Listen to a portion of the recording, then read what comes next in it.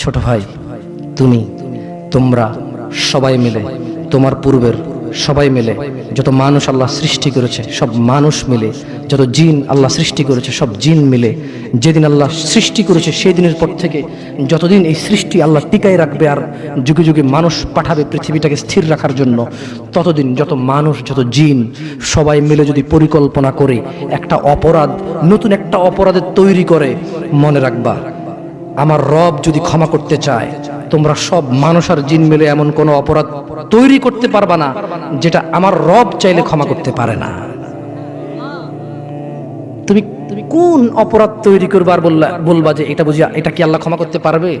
এরকম অপরাধ তুমি পারবা না তৈরি করতে।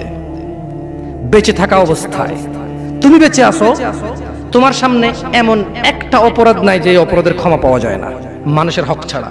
তাও মানুষে মাফ করে দিলে পাওয়া যায়। মানুষে মাফ করে দিলে, আমি কি বুঝাতে পারছি না? বুঝাতে পারি নাই?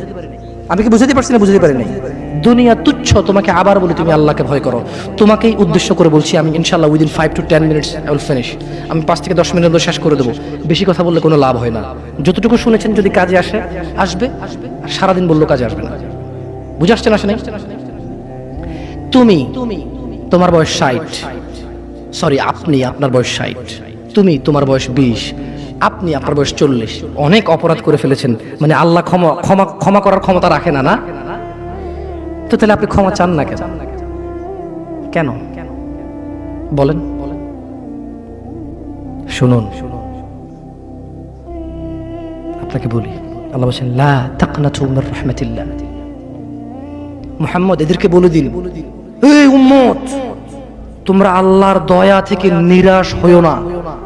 যেদিন তুমি মনে করবে আমার মতো কি অপরাধী আছে, আল্লাহ কি আমাকে ক্ষমা করবে, এটা তোমার ওই দিন সবচেয়ে, যত গুনাহ করেছো সবচেয়ে বড় গুনাহ ওইটা। যখন তুমি ধারণা করবে যে আল্লাহ কি ক্ষমা করবে আমাকে, এটা সবচেয়ে বড় গুনাহ। তাহলে তুমি কি এমন কোন অপরাধ করতে পারছো যেটা আল্লাহ ক্ষমা করার ক্ষমতা রাখে না? যদি তিনি চান ক্ষমা করতে, এরকম কি তুমি মানো? এটা তুমি এটা মানো? তাহলে তোমার অপরাধের ক্ষমা চাও আল্লাহর কাছে, ক্ষমা চেয়ে ফিরে আসো আল্লাহর দিকে।